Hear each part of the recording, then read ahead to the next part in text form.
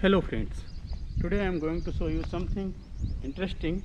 That's an interesting piece of information, but then often we ignore it. We, even if we know it, we don't use it, or most often we don't know it. So what are these two things? First, what should be the stance of your legs when you are riding a cycle?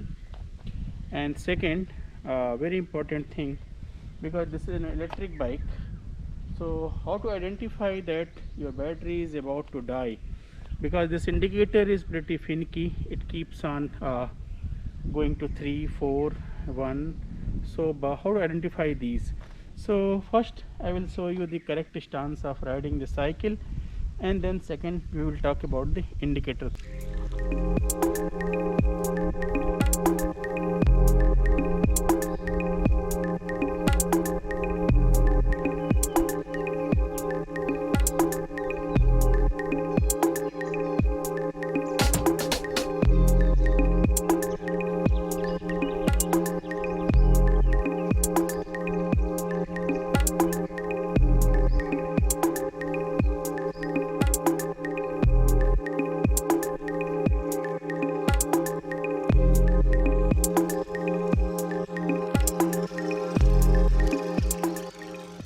So just now I showed you that how generally we ride. We ride with our legs open too wide. No, that's not the correct stance, or something that generally the cyclists do, because first you are not exerting proper pressure on the pedal and you are handling your muscles in an incorrect way. Second, uh, when your legs are wide open, there will be friction from the wind, so you are actually dissipating your energy without gaining proper effort. Now I will show you what is the correct stance. So again from the same point there.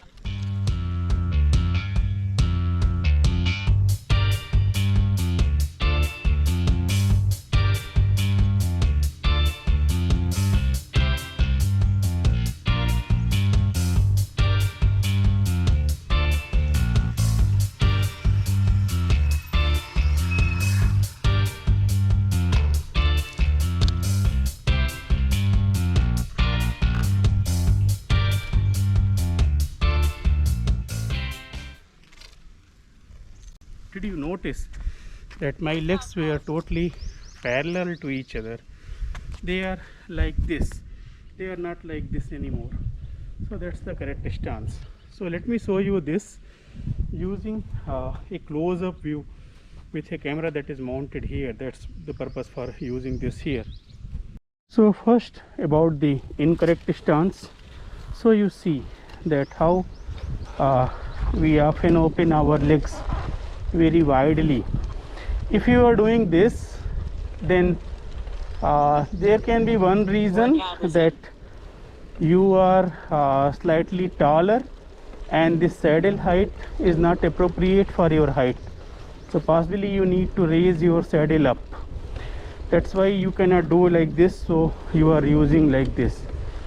And when you are using this, see, there will be wind friction on these two wide open legs, and then you will be exerting unnecessary pressure.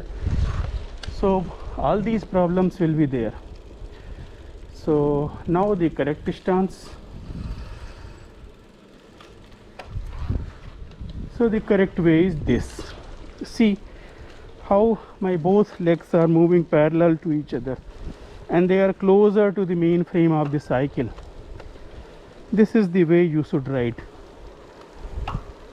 See, this will happen only when your saddle height is appropriate. Otherwise, if your legs are too long and your saddle is too short, then possibly you won't be getting this angle. Often you might have realized that your Electro C8 or whatever Electro series you are driving, its battery indicator is not that accurate. It keeps on jumping between 4 to 1 depending on the kind of terrain you are having. This happens of course once the battery is properly exhausted. So that's pretty dangerous actually.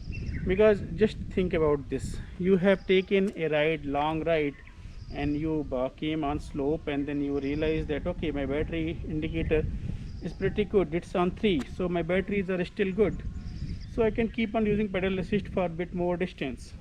And of course after long riding you would be tired even if you are using pedal assist.